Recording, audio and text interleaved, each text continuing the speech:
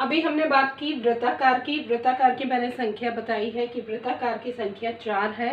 ध्यान रखिएगा, आपके जो वृत्ताकार स्वर हैं वो कौन कौन से हैं? उ, ओ, औ। इनकी संख्या 4 है और जब हम इनका उच्चारण करते हैं तो हमारे जो होठ हैं वो स्वतः ही गोल आकृति में आ जाते हैं। दूसरा था कि अवृत्ताकार, जब हमारे होठ बोलते वक्त गोल ना हो अर्थात खुले नहीं, तब वे हम अवृत्ताकार कहलाते हैं। इनमें जो है हमारे होठों की आकृति दूसरी होती है और अवृत्ताकार में हमारी आकृति होठों की दूसरी होती है। कहलाते हैं कौन कौन से हैं? अ, आ, ई, री, ए, ऐ। इनकी संख्या 7 है। 4 इधर है आपकी, 7 इधर है। तो जब आप स्वतः ही इनका उच्चारण मुख से करके देख सकते हैं कि जब हम इनका उच्चारण कर रहे हैं तो हमारे होठ जो है किस आकृति को ले रहे हैं। जैसे आ, ई, री, ए, ऐ। यानी इनमें जो है होठ हमारे खुल नहीं रहे हैं और गोल आकृति में नहीं आ रहे हैं। तो हमें पता है कि यहाँ पर जब इस तरह की स्थिति होठों की हो तो वहाँ पर होठ की आकृति के आधार पर हमारे स्वर कहलाएंगे अवृत्ताकार। तो क्लियर हुआ कि हमारे जो वृत्ताकार हैं वो 4 हैं और उनमें जो हमारी आकृति होती है वो हमारी आकृति जो है गोल रूप में आ जाती है। और दूसरे हैं हमारे अवृत्ताकार, जिनको बोलने में हमारे जो मुख है वो खुलता नहीं है, मतलब खुलकर उसमें ध्वनि नहीं उच्चारित होती और उनमें जो होठों की आकृति होती है वो गोल नहीं होती। वहाँ पर हमारे जो स्वर आते हैं वो आते हैं आपके आ, ई, री, ए, ऐ। और इनकी संख्या अगर पूछ ली जाए तो इनकी संख्या है 7। ये इसका दूसरा नाम और इसका दूसरा नाम मैंने बताया, फिर एक बार और बता रही हूँ। वृत्तामुखी और अवृत्तामुखी। जरूरी नहीं है कि आपको वृत्ताकार ही पूछ लिया जाए, पूछ भी सकते हैं कि वृत्तामुखी कौन से स्वर हैं, तो हमें पता होना चाहिए।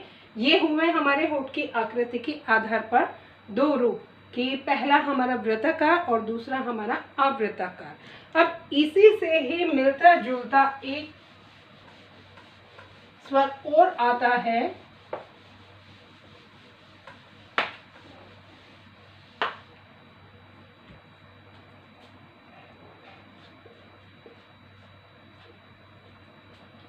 ये इसको हम हिंदी में बहुत जगह पर प्रयोग होता हुआ देखते हैं। ये क्या है, इसको क्या कहते हैं और इसका उच्चारण कैसे होता है, ये इस सब पर बात करते हैं। देखिए, ये जो है अंग्रेजी के ओ के रूप में उच्चारण होता है। अगर इसके उच्चारण की बात की जाए तो जो अंग्रेजी का ओ होता है,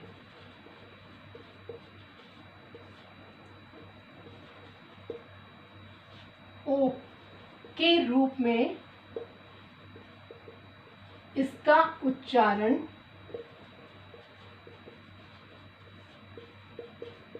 होता है। कैसे? कि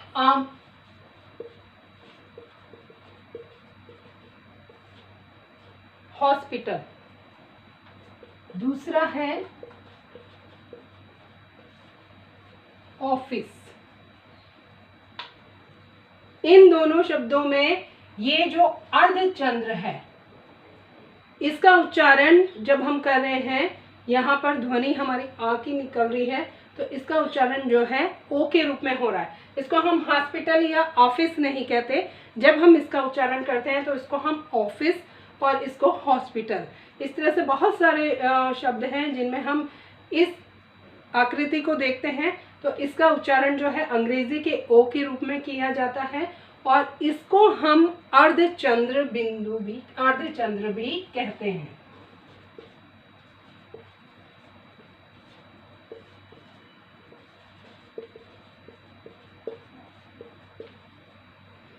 अर्धचंद्र क्यों हुआ? क्योंकि यहाँ पर जो है ये अर्धचंद्र के रूप में है और उच्चारण के रूप में अगर कहें तो इसका उच्चारण जो है ओ के रूप में होता है, तो इसलिए जो है इसको अर्धचंद्र कहा जाता है। और ये हिंदी भाषा का नहीं है, ना ही ये संस्कृत भाषा का है। ये जो है एक तरह से विदेशी शब्द कहलाता है, विदेशी शब्द के रूप में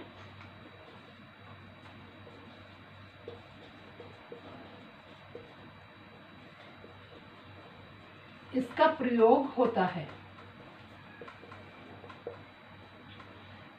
इसे विदेशी भी कहते हैं और आगत भी कहते हैं। आगत स्वर भी इसको कहा जाता है। इसको अतिथि भी कह सकते हैं, क्योंकि ये मेहमान रूप में हमारे हिंदी में आया और प्रयोग हुआ। तो अगर बात आ जाए कि ओ का जो है हिंदी में क्या स्थान है, तो हमें पता होना चाहिए कि ये हिंदी का नहीं है, ये जो है हमारा आगत शब्द है और ये बाहर से अर्थात विदेशी शब्द है। और इसका जो उच्चारण होता है वो भी कहीं ना कहीं अंग्रेजी के ओ रूप में उच्चारित होता है। जब हम इस अर्धचंद्र बिंदु से जुड़े हुए शब्दों का प्रयोग करते हैं तो वहाँ पर हम आ का उच्चारण नहीं, ओ का उच्चारण करते हैं और इसको विदेशी शब्द के रूप में प्रयोग किया जाता है। इसको आगत भी कह सकते हैं और मेहमान भी कह सकते हैं, अतिथि भी कह सकते हैं, यानी इन रूपों में भी इसका प्रयोग होता है। तो ये एक ये है और दूसरा है आपका ये, इसको हम अर्धचंद्र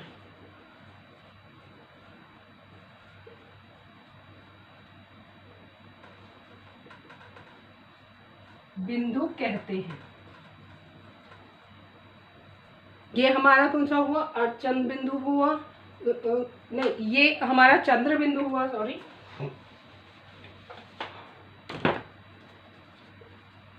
चंद्र बिंदु, और ये हुआ हमारा अर्धचंद्र बिंदु जिसका उच्चारण ओ के रूप में होता है। ये हमारा हुआ ओष्ठ की आकृति के आधार पर, यानी जब हमने इसका भी उच्चारण किया तो हमारे जो होठों की आकृति हुई वो इसमें अब आप देखिएगा कि अवृत्ताकार हुई या वृत्ताकार हुई।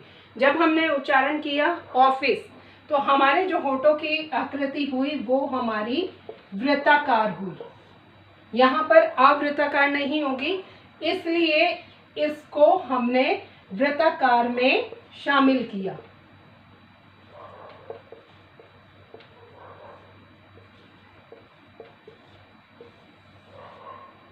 यानी आगत जो है, आगत स्वर भी हमारा किसमें वृत्ताकार में शामिल हुआ और इसको हम विदेशी शब्द भी कह सकते हैं, अतिथि भी, मेहमान भी, और दूसरा हमारा है चंद्र बिंदु। तो ये क्या हुए? ये जो है वो भी हमारे वृत्ताकार में ही कहलाए। ये हमारे होठ की आकृति के आधार पर हुए, यानी जब हम किसी भी ध्वनि का उच्चारण करते हैं या किसी भी शब्द का जब हम उच्चारण करते हैं तो उस समय जो हमारे होठों की आकृति होती है उसी से ही हम उस ध्वनि को पहचानते हैं कि यहाँ पर कौन सा है। जैसे हमारा पा वर्ग है तो पा वर्ग जो है हमारा ओष्ठीय है, उसमें जितना भी है पा, फ, ब, भ, म, ये जो है हमारे ओष्ठीय हैं। इनमें जब हम उच्चारण करते हैं तो हमारे होठ काम करते हैं। ये ओष्ठ के आधार पर हुआ। अगला है हमारा जिह्वा के आधार पर।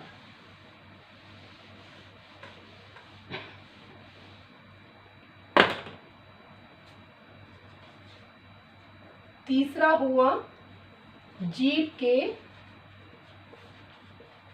आधार पर। देखिए पहला हमारा जो स्वर का वर्गीकरण हुआ वो हुआ मात्रा के आधार पर, यानी ऐसे स्वर जिनको मात्रा के आधार पर हम पहचानते हैं कि उनमें जो उच्चारण होते समय जितना समय लगता है वो मात्रा के आधार पर हुआ, यानी उच्चारण में लगने वाले समय के आधार पर। दूसरा हमने बात की कि ओष्ठ के आधार पर, कि हमारे जो स्वर हैं उनको उच्चारित करने में होठों की जो आकृति होती है वो किस आधार पर है, तो उसके आधार पर हमारे दो हैं जो अभी हमने पढ़े, पहला वृत्तामुखी और दूसरा अवृत्तामुखी। अब तीसरा आता है जीभ के आधार पर, यानी जीभ की क्रिया की उसकी गति, कि जब हम स्वरों का उच्चारण करते हैं या किसी भी शब्द का उच्चारण करते हैं तो उसमें जो हमारी जिह्वा है वो कितने क्रियाशील है, उसमें कितनी गति है, उसके आधार पर वर्गीकरण की बात करेंगे। देखिए जो भी हमारा मुख विवर है, जिनसे हमारे ध्वनियों का उच्चारण होता है, उनमें जो बात की जाए सबसे क्रियाशील भाग की, तो वो है हमारा जिह्वा।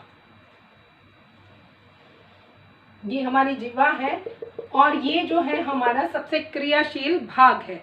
इस क्रियाशील भाग में जो है 3 भाग होते हैं। 3 भाग यानी पहला भाग अग्र, दूसरा ये मध्य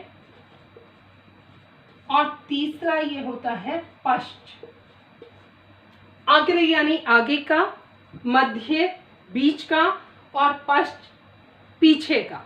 तो इसकी क्रिया किस आधार पर होती है, यानी किस तरह से ध्वनियों को फेंकती है, किस तरह से उच्चारित करती है, उसके आधार पर हम बात करेंगे।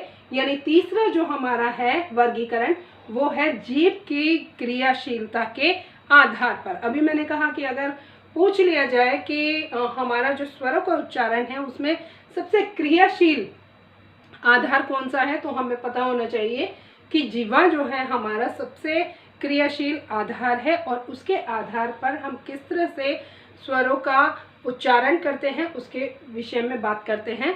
देखिए अगर किसी भी स्वर को बोलते समय हमारी जीभ काम ना करे तो हमारे मुख से जो है किसी भी प्रकार की ध्वनि नहीं निकलेगी। कई बार जो है शिशु छोटेपन में नहीं पता चलता, लेकिन जैसे जैसे वो बढ़ना शुरू होता है तो हम पता करते हैं कि मतलब बच्चा बोलता है या नहीं बोलता। कुछ बच्चे जो हैं बोलते नहीं, तो वहाँ पर पहले लोगों से आपने सुना होगा कि वो कहते हैं कि उसकी जो जिह्वा है, यानी पीछे जो एक छोटी सी कंठी टाइप की लटकी रहती है, कि वो जो है जुड़ी हुई है या उसका तालू जो है वो चिपका हुआ है, इसलिए जो है उसके मुख से कोई भी ध्वनि नहीं निकल रही है। तो वहाँ पर क्या हुआ, यानी उस बालक की जिह्वा जो है काम नहीं कर रही है, जिसके आधार पर उसकी कोई भी ध्वनि उसके मुख से उच्चारित नहीं हो रही है।